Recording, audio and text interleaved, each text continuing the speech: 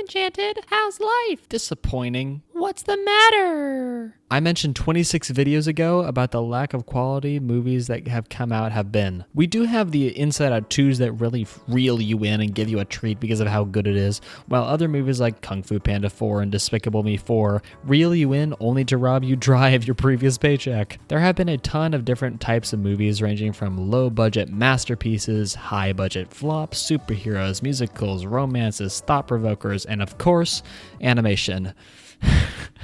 And oh boy, have there been movies that are animated this year. I don't know if it's my specific taste, but most of the animated movies this year have sucked. I have a list of ranking all of the movies I have seen in the year, and somehow every animated movie besides Inside Out 2, The Wild Robot, and Transformers 1 is all the way at the bottom of my list, ranking from Saving Bikini Bottom, a Sandy Cheeks movie, to the topic of this video.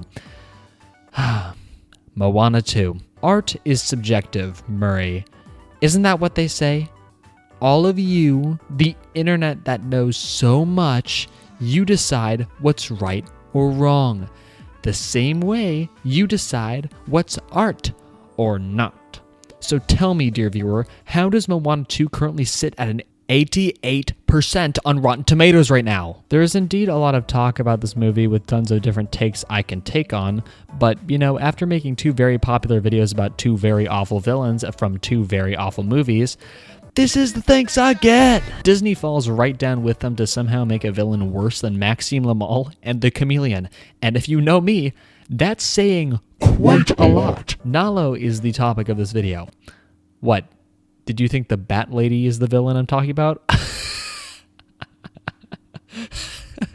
No, she's just some henchman of Nalo that helps Moana for some reason that is not clear at all, which makes us turn our heads towards Nalo in shame. What the is this piece of shit? I'll repeat myself from 26 videos ago, but we can learn from bad things, and thankfully, Nalo is everything wrong with a villain, and that's how Moana 2 teaches us how not to write a villain. Who is Nalo, you may ask? Well, the sad answer is your guess is as good as mine. We see early on that Nalo is very connected to electricity and lightning, as seen when Moana gets struck by lightning for some reason that doesn't make sense at all. I mean, did Nalo want Moana to come find him and the island, or was this just some random character that now possesses the same power as Nalo, which would make things really confusing? And I think that might be the case. This is Nalo's first introduction, but the problem is that the audience is not really given any reason to actually understand what this flashback means until the very end of the movie. The movie mistakenly decides to create a villain intro for Matangi, but I'm just going to call her Bat Lady because I like it more. The audience is fooled into believing that Bat Lady is the actual threat because we see that she is powerful enough to take on Maui and that her face isn't revealed to the audience, which infers to the audience that this whole storm thing is her doing. Because why would the audience think any other way unless you have already seen spoilers for the movie? So when do we actually see what Nalo looks like? Well, you see, there's different iterations of him. You see a cardboard cutout of him when Maui sings his Chihu song or whatever, and then when he's a big storm, what baffles me is that Nalo isn't actually some big storm. For some reason, the movie neglects to tell the audience this fact until the post-credit scene where Shafrillis Productions showed up for in 10 seconds max and said, "Hi." Nalo is just someone controlling the storms, and he's actually this demigod that looks human just like Maui and Bat Lady. Now, I know this might sound nitpicky by me, but it's not. Take Te Fiti from the first movie. Te Fiti is a literal island that got her heart stolen by Maui, which turns her into the lava monster. It's a good twist that the island of Te Fiti is actually the lava monster and was trying to protect itself. Nalo ain't like that at all. Nah, he's a demigod that looks like you and me for some reason. The only time you see him as well is in the post-credit scene. What is this, some Thanos situation where he's being teased up in the credits to get people hyped for the next movie? If they were going to do that, they would at least make Tamatoa the big bad of the MCU, Moana Cinematic Universe. Yeah! Yeah! Yeah!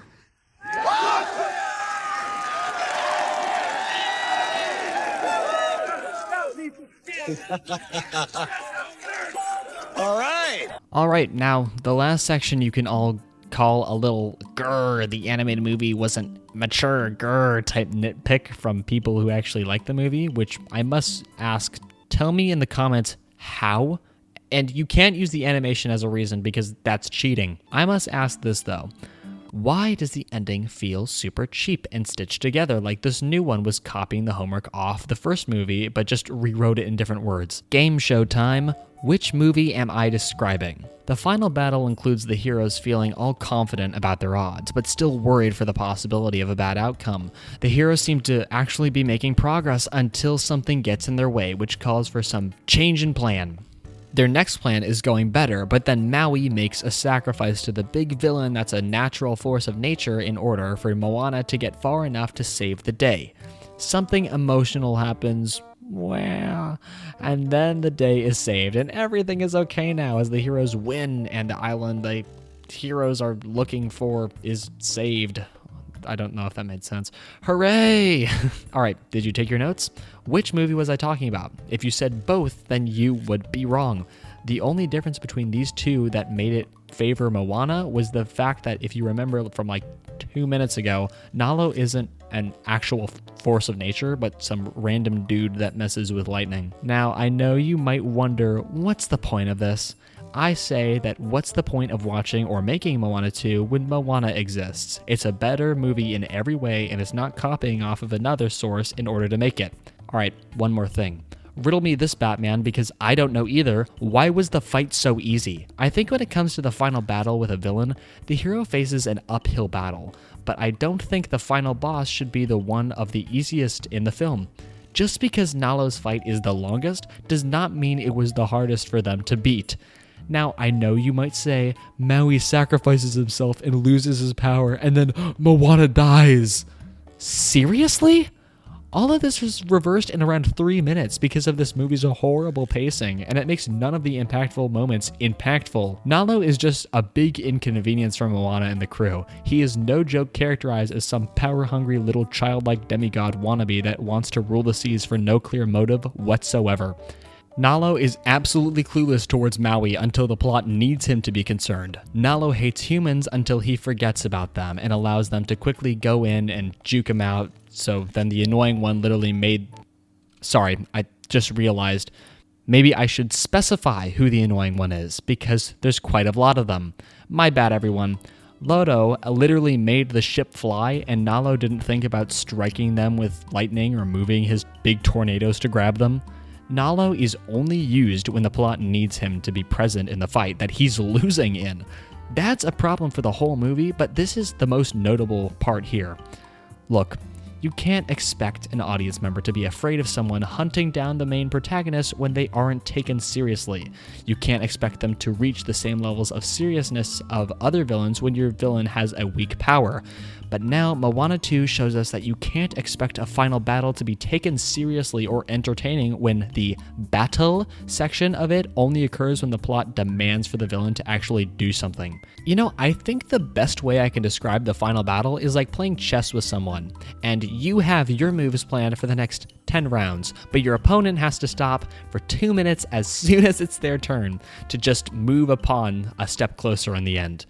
Making villains is a crucial step for a movie of this type. Your villain has to actually be established too, and gives the audience a reason to fear them because they're villains. If you don't, you get stuck with a villain that no one can understand because they're just poorly written and unsatisfying to watch. I feel that no one will learn this lesson until we stop supporting movies like this and giving them billions of dollars, because they'll never listen to criticism when they can't just redo the previous movie, because they can always just add another number after their previous one, and that'll make $1 billion more dollars. By the way, I'm taking a break unless this video does numbers or until Sonic 3 comes out. Thank you everybody for watching. I'm Enchanted. Bye.